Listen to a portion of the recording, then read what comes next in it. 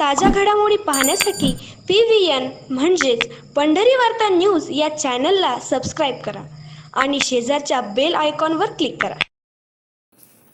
पंढरपूर शहरात बुधवारी सलग 14 तास झालेल्या मुसळधार पावसामुळे पंढरपूर शहरात जागोजागी मोठ्या प्रमाणात पाणी साठून राहिल्यानं अनेक ठिकाणी नागरिकांच्या घरात पाणी शिरलं, तर शहरातील इंदिरा गांधी चौक परिसरात असलेल्या बसस्थानकाच्या शेजारच्या संत ज्ञानेश्वर शॉपिंग सेंटर येथील तळमजल्यावर असलेल्या दुकान गाळ्यामध्ये अगदी 10 ते 12 फूट पाणी शिरल्यानं येथील दुकानं अक्षरशः पाण्यात बुडाली।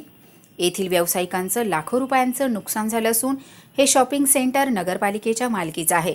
नगरपालिका वर्षाकाठी हजारो रुपये भाडे वसूल करते, मात्र इथं पाणी निचऱ्याचं नियोजनच केलं नसल्याचं दिसून येत आहे। याबाबत तातडीनं पंचनामे करून आर्थिक मदत केली जावी अशी मागणी आता होऊ लागली आहे। आम्ही इंदिरा गांधी शॉपिंग सेंटर, सदर शॉपिंग सेंटर हे पंढरपूर नगरपालिका यांचे शॉपिंग सेंटर आहे। आम्ही इथे भाडेकरू आहोत।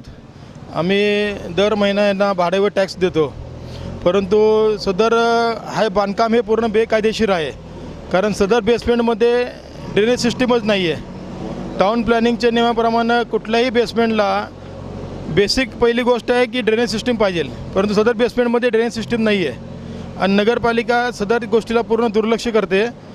2012मध्ये सुद्धा अतिवृष्टी झाली, 9मध्ये अतिवृष्टी झाली होती, त्यावेळेसुद्धा पूर्ण भरलेलं होतं पाण्याने। त्याचे फार मोठ्या प्रमाणात तिकडे सर्व व्यापाऱ्यांचं नुकसान झालेलं आहे। नगरपालिकेने आज तागत 1 रुपया नुकसान भरपाई दिलेली नाही आहे व त्यानंतर आम्ही वारंवार नगरपालिकेला विनंती केली आहे की सदर ही दुरुस्ती करून घ्यावी। लिकेज आहे बिल्डिंगला, तिथं दुरुस्ती करून घ्यावी, अंडरग्राऊंडला ड्रेनेज करून घ्यावं, परंतु नगरपालिकेने कुठल्याही गोष्टीचे त्यावर विचार केलेला नाही आहे। दरवेळी पावसाळा सुरू झाली की आम्हा सर्व व्यापाऱ्यांना फार मोठं टेन्शन असतो की जेणेकरून पाणी केव्हा आत येईल आणि आमचं उद्ध्वस्त होईल अशी आमची परिस्थिती झालेली आहे।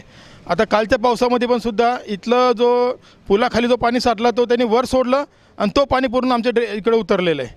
आज आमचे सर्व व्यापाऱ्यांचे मिळून कमी कोट्यावधी रुपयाचे नुकसान झालेलं आहे आणि सदर गोष्टी ही बेकायदेशीर इमारत आहे। ह्याच्यामध्ये बांधकाममध्ये टाउन प्लॅनिंगचे कुठलेही नियमावली पालन केलेलं नाही आहे आणि नगरपालिका पूर्णतः ह्या गोष्टीकडे दुर्लक्ष करते। आम्ही त्यांना बरेच वेळा जाऊन भेटलेलो आहे, विनंती केलेली आहे की सदर ह्याची दुरुस्ती करून घ्यावी, परंतु ते त्या गोष्टीकडे दुर्लक्ष करत आहेत।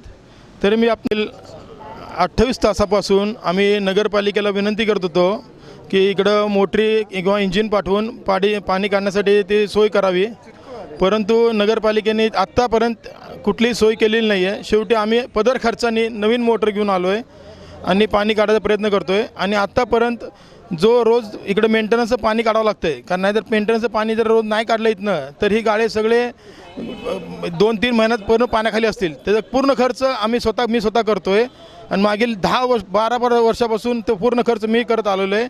नगरपालिका 1 रुपया त्याचा मोबदला देत नाही आहे व कुठल्याही प्रकारे त्याकडे पूर्णतः दुर्लक्ष करते। आता DVP मार्ट आपल्या हातात, घर बसल्या किराणा माल खरेदी करा। आपल्या मोबाईलमध्ये आजच डाउनलोड करा Google Play स्टोअरवरून DVP mart app, order करा व घरपोच किराणा मिळवा। प्रशासनाला सहकार्य करू, कोरोनाला हद्दपार करू।